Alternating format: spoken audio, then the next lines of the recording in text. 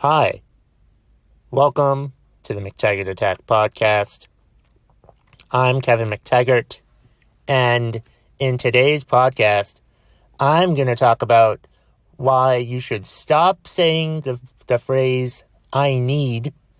I'm going to also talk about why I decided to donate to the All In Challenge. And then I will end the episode ranting about how awkward Zoom meetings end. Yeah, that's what we're talking about in today's podcast episode. I thought I would start it off with an intro today, or preview, or something. I don't know. I've been watching YouTube videos, and they do it for YouTube videos, and this isn't a YouTube video. Technically, yes, it is. Because if you're listening to it on YouTube, first of all, thank you. And also, please remember to hit that subscribe button and give me the thumbs up and ding the bell next to the subscribe button, I think. And also, wherever you're listening to this podcast, please remember to share, subscribe, and review, because that really helps me out. Because I help you out by ranting about whatever is pissing you off.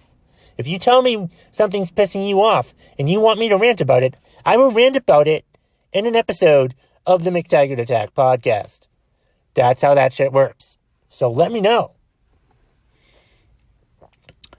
So I alluded to it in the intro. I listened to the Sonny Lenarduzzi podcast earlier today. And I don't think they said this exactly, but it was a good podcast where, she talked to this other book author. I forget what the book's called. I think the book's called Stop Caring About Your Likes on Facebook, which is a very important topic, but that's not what I'm talking about now. But it just talked about, having a positive mindset and be careful of, the words that you say and stuff like that. And I don't believe they said this in that podcast, but it made me realize that, you shouldn't say the words, I need, or I shouldn't say the words, I need, because I say, I need to do this. I need to start eating healthier. I need to stop looking at Facebook so much. I need to do this. I need to do that. I need to blah, blah, blah. I need to stop drinking. I need to all this shit. I need to do that. I need to write better jokes. I need to start writing my material. I need all of these things. I need to move out of my parents' house. I need to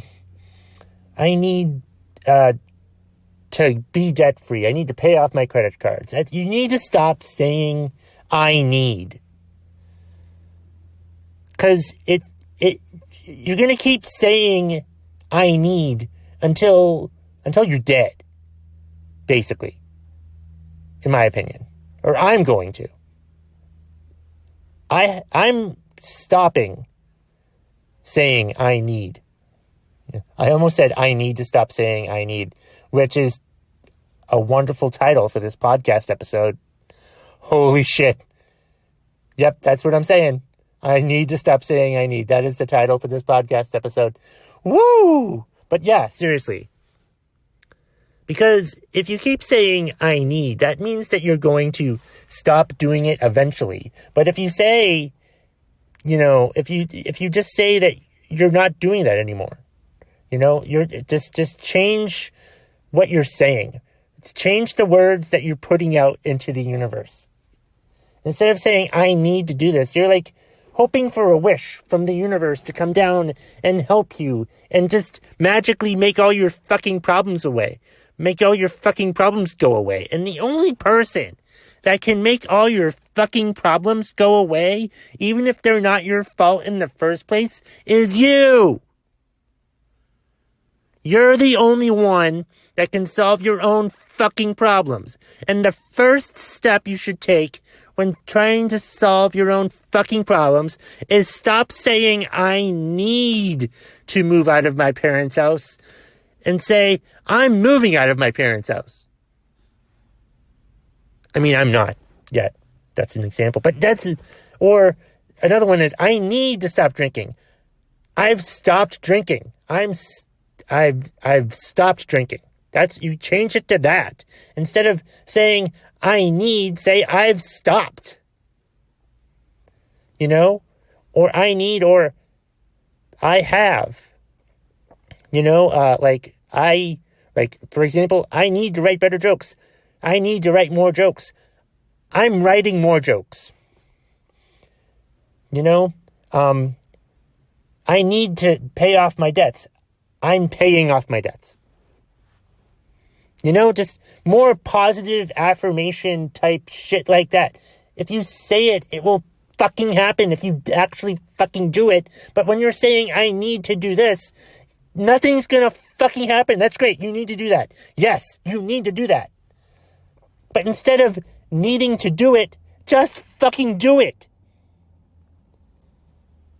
It's that fucking simple. Instead of saying, I need to do it, just do it.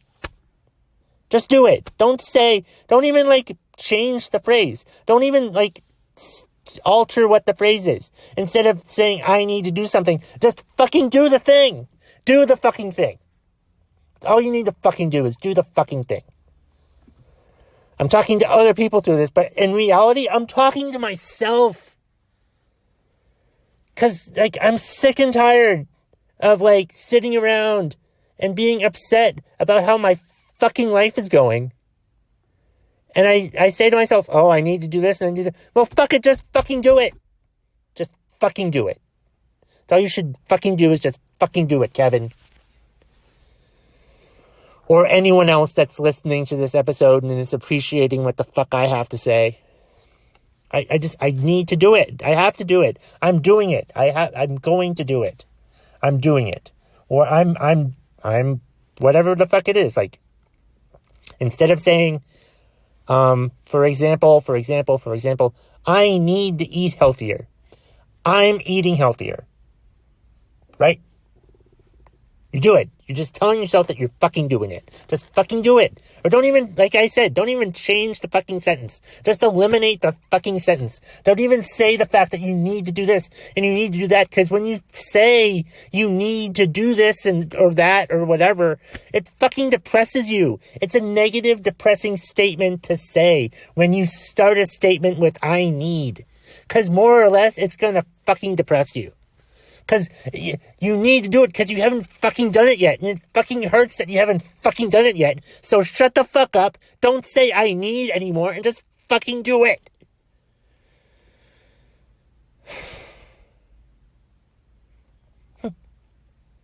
Well, I feel better. Yeah.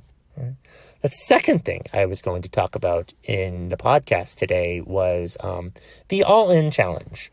I alluded to the All-In Challenge, I think last week, because a friend of mine on Facebook was bitching and complaining about all these celebrities that were, saying that they were going to put all these wonderful packages up for auction or whatever, and you can put money towards them and pay money towards them, and they're complaining, why don't you just pay the fucking money? Why don't you just shut the fuck up and let them do their All-In Challenge thing, especially today when I found my reason to do the All-In Challenge. And for those of you that know me, you probably already know why I'm doing the All-In Challenge, why I'm going to donate to the All-In Challenge, why I've already donated to the All-In Challenge.